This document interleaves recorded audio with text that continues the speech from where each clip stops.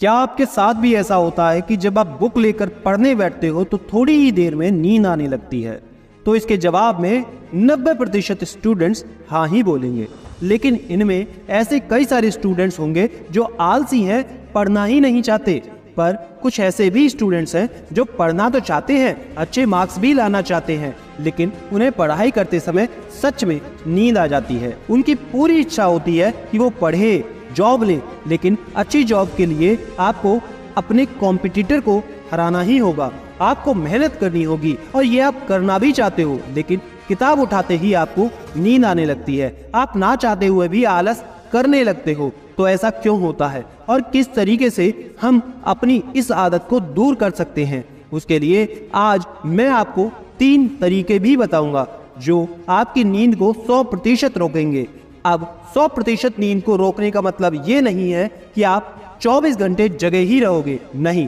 100% जगे रहने का मतलब है कि जब भी आपका पढ़ने का पूरा मन हो, मूड हो, अंदर से ये इच्छा जगे कि मुझे पढ़ना है, उस समय हमें नींद नहीं आनी चाहिए। ये जो 3 तरीके हैं, इनमें से अगर आप एक भी तरीका इस्तेमाल करते हैं सही से, तो इससे नींद तो आपको आएगी नहीं, लेकिन हम जिस पढ़ाई के लिए नींद को काबू करने का सोच रहे हैं, वो आपकी पढ़ाई भी बेस्ट होनी चाहिए, उसका कोई तो मीनिंग निकलना चाहिए। इसके लिए आपको इन तीनों चीजों को समझना बहुत जरूरी है। नींद को रोकने के दोस्तों 3 तरीके हैं। पहला आपका फिजिकल है, दूसरा है मेंटल और तीसरा है मोटिवेशनल। अगर पहले तरीके की बात करें तो आपका फिजिकल स्टेट है, ये आपकी नींद को कैसे इफेक्ट करता है, इससे पहले आप खुद समझो। आपके साथ क्या कभी ऐसा हुआ है कि आप दौड़ रहे हो और दौड़ते दौड़ते आपको नींद आ गई हो? नहीं ना, ऐसा हो ही नहीं सकता। यानी कि जब तक हमारा जो शरीर है एक जगह नहीं टिकता, तब तक हमें नींद नहीं आती है। ये हमारी फिजिकल स्टेट का नींद पर असर होता है। हमारी मेंटल स्टेट पर अब इसका क्या असर पड़ता है? तो जब आपका दिमाग एक्टिव रहता है तब आपको नींद आती है? नहीं आती। जब आपको मैथ्स पढ़ने में मजा आता है, एक के बाद एक प्रॉब्लम्स को आप सॉल्व कर लेते हो, जब आप किसी टेंशन में हो या फिर आप बहुत ज्यादा खुश हो या फिर आपको बहुत ज्यादा गुस्सा आ रहा हो, तब भी क्या आपको नींद आती है? ये हमारे मेंटल स्टेट का हमारी नींद पर असर है। मोटिवेशनल स्टेट की अगर बात करें तो मोटिवेशनल एक ऐसा स्टेट होता है जो किसी भी बंदे से कोई भी काम करवा सकता है या करने की कोशिश करवा सकता है, जो नॉर्मल कंडीशन में उस बंदे से शायद ना हो पाए। अब मैं आपको फिजिकल, मेंटल और मोटिवेशनल तीनों तरीकों से कैसे पढ़ते समय नींद से छुटकारा पा सकते हो, इसके बारे में बताता हूँ। तो सबसे पहले तो दोस्तों, जब भी आपको नींद आए तो आप ये चेक करो कि अगर आप 14 से 18 साल के हो और एकदम फिट हो, तो क्या आपने पिछले 24 घंटे में मिनिमम 7 से 8 घंटे की नींद ली है। अगर आप 18+ हो तो आप ये देखो कि क्या आपने पिछले 24 घंटे में कम से कम 7 घंटे की नींद ली है। अगर आपने इस टाइम से भी कम नींद ली है तो सबसे पहले आप अपनी नींद को पूरा करो, क्योंकि हेल्थ पढ़ाई से भी ऊपर है, उसका ठीक होना बहुत जरूरी है।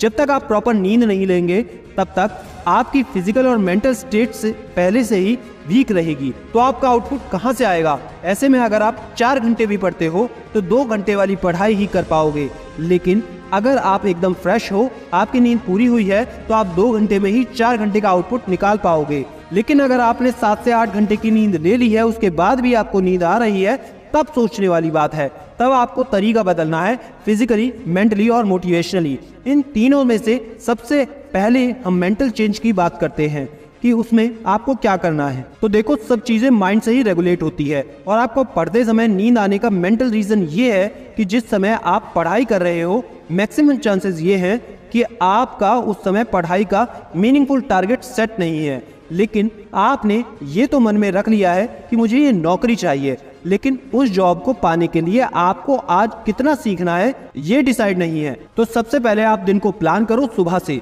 एक्चुअल में ये जो सिलेबस को कवर करने का जो प्लान है ना, ये मंथली, वीकली बेसिस पर होता है, लेकिन जब आप सुबह उठते हो तो आपका उस समय माइंडसेट ये होना चाहिए कि आज मुझे इतना टॉपिक कवर करना है। जितने टॉपिक आप कवर कर सकते थे, जितना आप पढ़ सकते हैं, जितनी आपकी पॉसिबिलिटी है, उससे ना बहुत कम और उससे ना ही बहुत ज्यादा, बस वही आपको प्लान करना है। उसके हिसाब से ही आपको उस दिन का टारगेट सेट करना है। और जब आप अपने दिन को गोल सेट कर लोगे तो दुनिया भर की नॉलेज को छोड़ करके सिर्फ उसी पर आपको फोकस करना है। जो उस दिन के लिए आपने सेट किया है। इससे आप अपने आप को रिवॉर्ड दे पाओगे, आप अपने आप को पॉजिटिव एनर्जी से भरा हुआ पाओगे। जब आपके पास टारगेट होता है तो आप खुद को पॉजिटिव एनर्जी से भरा हुआ पाते हो। जब आपके पेरेंट्स ये कहते हैं कि बेटा अगर तुम 90% मार्क्स लाओगे तो तुमको स्कूटी दे दूंगा, तो आप कितने खुश हो जाते हैं, मन में एक अलग सा जोश आ जाता है कि मैंने अगर इतने % मार्क्स ले आए तो रिवॉर्ड मिलेगा।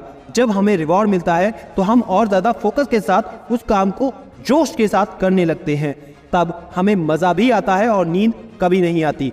यही सीक्रेट है मेंटली नींद को कंट्रोल करने का, कि आप सुबह के लिए अपने टारगेट को सेट करो, उसको फिनिश करने का। आपके पास सोने तक का समय है, उससे पहले आपको इसे खत्म करना है। दोपहर तक खत्म करने की जबरदस्ती आपको नहीं करनी है, क्योंकि अगर आप जबरदस्ती करोगे तो आपका इंटरेस्ट खत्म हो जाएगा, आपको नींद आएगी। लेकिन अगर आपका टारगेट पूरा हो गया तो फिर आप अपने आप को रिवॉर्ड दो। जैसे कोई मूवी देख सकते हो, गेम्स खेल सकते हो, पढ़ाई के अलावा जितनी दूसरी चीजें हैं उसे आप रिवॉर्ड की तरह ही काम में ले सकते हो। एक और तरीके से आप नींद को भगा सकते हो, जो आपको टफ सब्जेक्ट है उसे तब पढ़ो जब आप सो करके उठे हो, क्योंकि जो ये मेंटल फटीग होती है ना, वो नींद को इनवाइट करती है। लेकिन जब आपका स्लीपिंग साइकिल कंप्लीट हो गया है ना, तो ठीक उसके बाद आप हार्ड सब्जेक्ट को पढ़ सकते हो, तब नींद आने के चांसेस बहुत कम होते हैं। अब नींद को फिजिकल साइड से कैसे कम करना है?